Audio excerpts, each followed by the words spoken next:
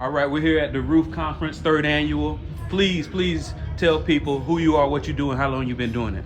Right. I'm Jose Alvarado. I'm with Alpha Roofing Inside, and we're based out of Millsboro, Delaware. Work in the Eastern Shore area. And how long you been doing that, Jose? I've actually grew up in the trade, second generation in the construction industry.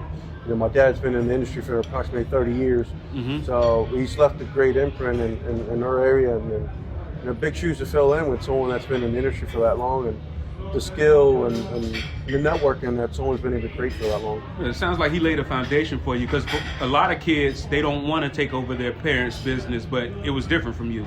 Yeah, it was a little bit different. I had a little bit of knowledge of how to manage a business, run a business, and my approach was, you know, maybe I can give it a try.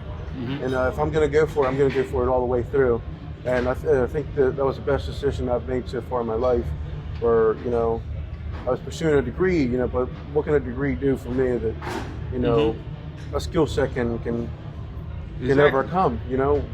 And I feel like, you know, me having this skill was meant to me share around in my community and take care of the people around me. Oh yeah, specialized knowledge versus general knowledge. Correct. And I always try to, one of the things, because I don't want to knock people that go for general knowledge, like college education, general. Right. But I say, if you want to know the value of general knowledge, look at the salary of your average professor. Exactly. If you want to know the value of specialized knowledge, talk to Jose, who's probably clearing over 6 figures, like on a regular basis, right? Correct. So I heard you mention your community. What is your community, and how do you feel that you've solved the problem for them? Well, in our industry, you know, we also recycle. You know, we have a lot of metal waste, you know, soft metals. So we actually collect the metal and actually donate the metal.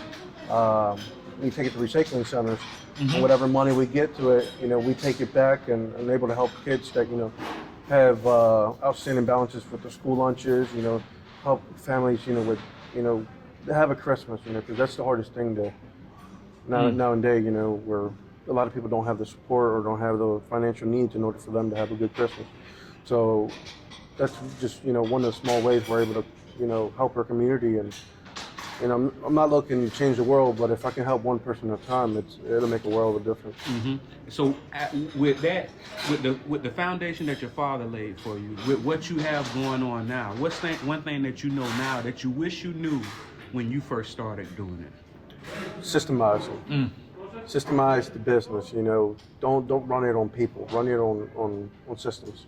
You know, trying to build it on concrete, not quicksand, because a lot of companies tend to go down just because they don't set a proper structure. You know, just because you can pay for a license for you know, to become a contractor doesn't mean, hey, I know how to do the work, or this is how it needs to be done, or anything like that. So the difference is, you know, being able to create, you know, a good business where you actually not only know the work, but it can actually, you know, inform people why you're doing the work. Can you give me an example of a good system that your company has in place that you probably notice not everybody does? Or organization from a CRM program.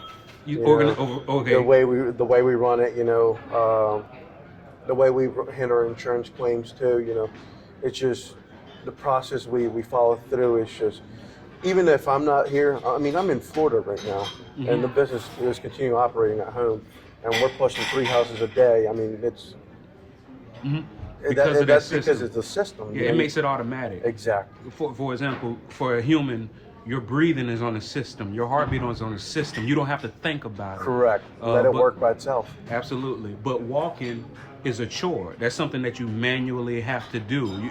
It's not on a system. Correct. And I think that's kind of comparable to what you're saying. Either you work in a system, or you walking everywhere. Right. Or you can just get in a car where you crank it up and that vehicle system runs for you. Correct. And then that's how it is, you know, where a lot of people base their business on people. And you don't know what's going to happen tomorrow. You don't know if that person will be there with you to continue working for you. I know a couple companies that, you know, they work heavily on the people that they have. The minute one of those individuals leave, their business crumbles because no one else knows how to fulfill that spot, doesn't have the knowledge on how to follow through, doesn't have the correct skill sets. And that's what makes it hard for certain businesses. And that's why a lot of them fail within the first 5 years, because they don't systemize. Exactly. Most of them, yeah. I think the numbers are 90%. Well, 90% of them. That's Yeah. crazy, right? Yeah, I know. So, are there public adjusters in your area? There's a couple public adjusters in the area. Mm-hmm. You know, And I know prior to us starting to talk, you mentioned that they're there, but sometimes it might not seem as if they're knowledgeable enough and pull their weight. Oh, is that something that you need in your area? Somebody who's more knowledgeable? oh yeah, of course. Because at the end of the day, there's really not, a follow-up system. When you're communicating with these public adjusters, you'll call them, and some of them never call you back. And if they do, it's weeks later. And by that time, that job is basically gone. Someone else has already taken over that job. Someone else has already done it. Mm-hmm. You can get somebody to sign a contingency letter, but at the end of the day, it doesn't really mean anything. It's just, there to be there. So it sounds like bad communication is something that really... Right. Communication is key, man. And do you think maybe the communication is bad because they're so busy, or maybe they don't know the answer?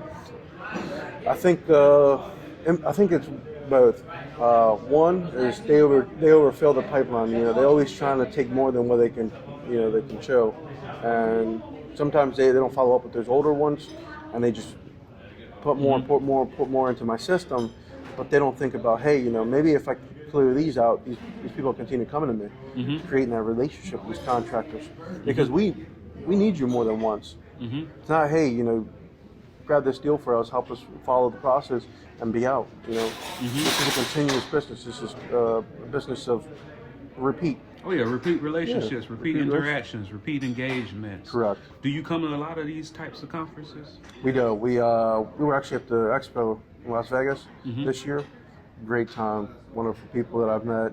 Networking. I mean, the atmosphere is ridiculous. I mean, it's like it's hard to compare it to anything else in this industry. Well, I'm gonna be the first to let you know about a conference that's coming up on the second annual footing. It's Policyholders Preservation Association of America.